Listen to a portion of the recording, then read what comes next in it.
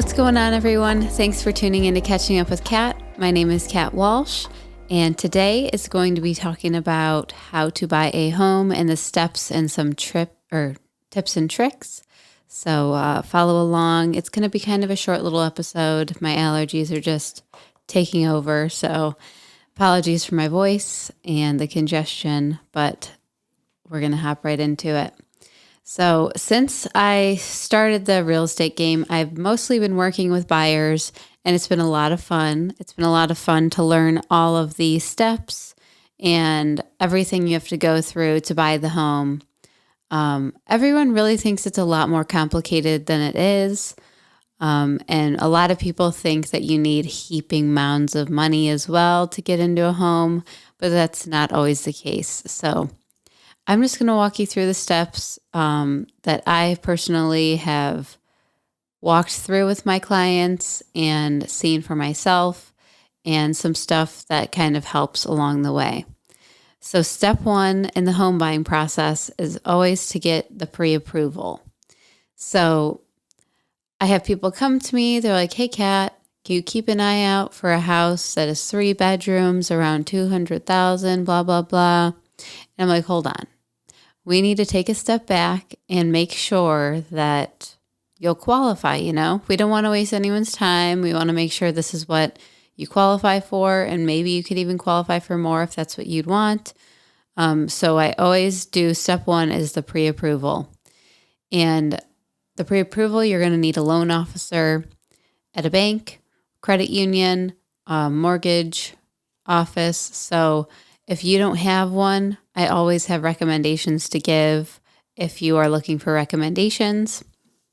And with the pre-approval, they'll gather information such as your employment history, your living history in the past, your debt to income, how much money you have saved up, how much you want to put down, stuff like that. And then they'll give you a pre-approval stating what price range we can look in. So that's always very, very helpful and a necessity to get started on looking.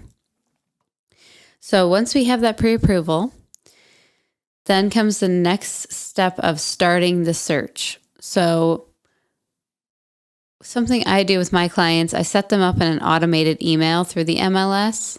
So I'll get your email, phone number, name, and I'll put you in an automated email with all your criteria. So say you want a ranch with 3 bedrooms, 2 bathrooms, at least a 2-car garage, and X amount of square footage. I can put all of that criteria in the MLS, and whatever populates will come up in the results, and I could just email that right over to you. Anytime there's a new listing that pops up, it'll automatically email you right away. So that's a pretty cool feature to have with a realtor that does that. So right away when there's a new listing, you'll be the first to know. And if it's a competitive market, which it kind of, in certain areas, it is still a competitive market. So it's good to have if you want to jump right on things. Some people are very quick in the home buying process, and others, it's not really their first priority. So it just depends on what situation you're in. But I think the automated email is something really cool to do and to have.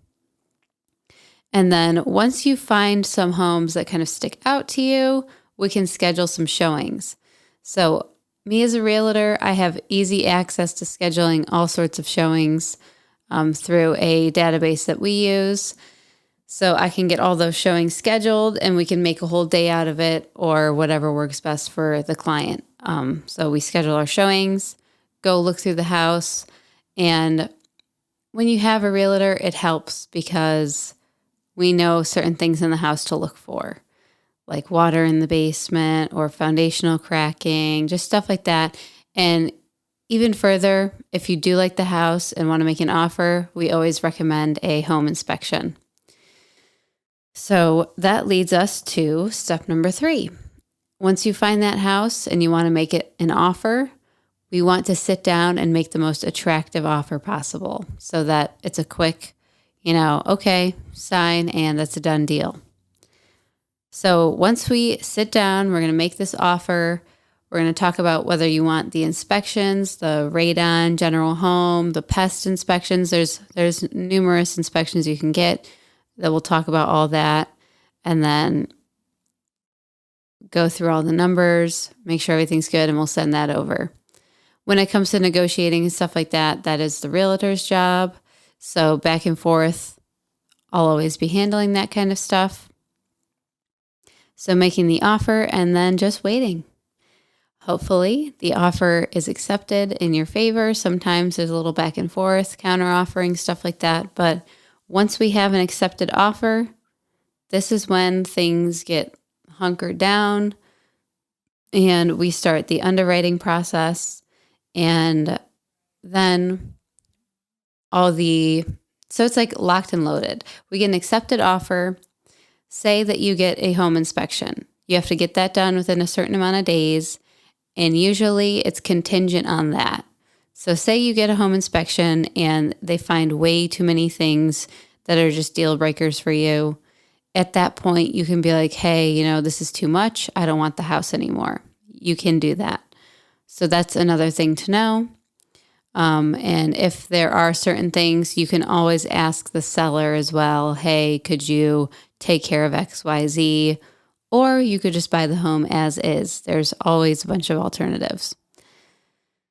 So after we get past the inspections, we have an accepted offer, then we hunker down into the underwriting stage. And I'm not a loan officer. I don't really deal with the loan side of things. But from what I see, then next comes all the collecting of W-2s and bank statements. You're going to give them access to all your bank accounts that you use and all of your bank statements, your W-2s, all these important documents so that they can make sure all your income is correct. They want to make sure that your debt to income is correct, that you have enough money coming in for all the money that'll be coming out as well. So at this point in time, when this is all happening before closing, absolutely no pulls on your credit. So between the time of a accepted offer and closing, which is the day that you own this house, everything is finalized. No buying a new car, no financing furniture, no big purchases. Just wait until you close, okay? It can wait because all of those things will make a red flag and it could ruin your chances of getting this house. So we always like to stress not to have any pulls on your credit and not to have any big transfers of money or big purchases. We just want to make sure everything goes as smoothly as possible and the deal will close and you can get into this home. So that leads me to, after that, just submitting all the documents. Like I was saying, they're always going to be monitoring until the day of closing. So you might think, oh, I could get away with this. No, just don't. Don't even try. Just wait till you close. Have all your documents together. They're going to ask for your identification, like passports and driver's license, birth certificates, stuff like that. So just be prepared for a little bit of gathering of paperwork and submitting it all over in a timely fashion. And then the last step is just making it to closing. Once they have all that stuff, it can take a bit of time for them to do their underwriting side of things and just processing the loan and getting everything done. And depending on the deal, some deals take months to close, some only take 1 month. It really just depends.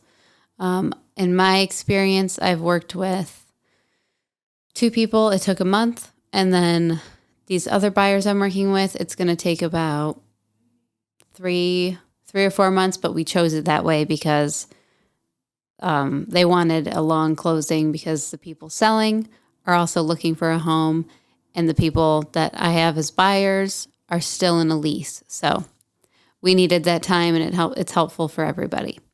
So in all that period of time, just don't do any big credit pulls, no big purchases, and keep your head down low, save that money for that down payment, and make it to closing.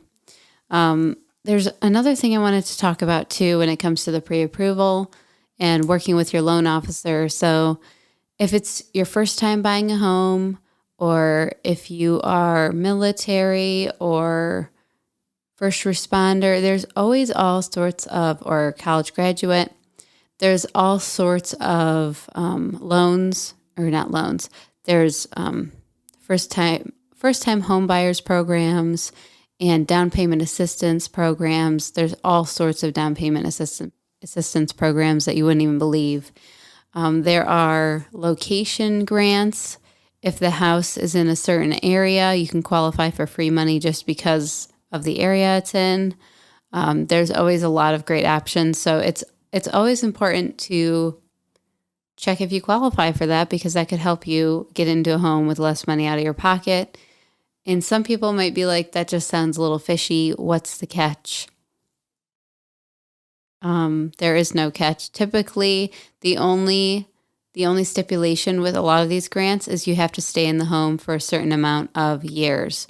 So with the location grant, for example, I don't know exactly what it is for time-wise, but they give you $5,000 if the home is in a lower or moderate income area, and you just have to stay in the home for 5 or 6 years, I believe it is. Not 100% sure, but I could find out if that's something you're interested in. I actually have had 2 of my buyers qualify for that already, and that was awesome. It really helped out a lot, and they didn't need as much money out of pocket as they thought. So that was really awesome.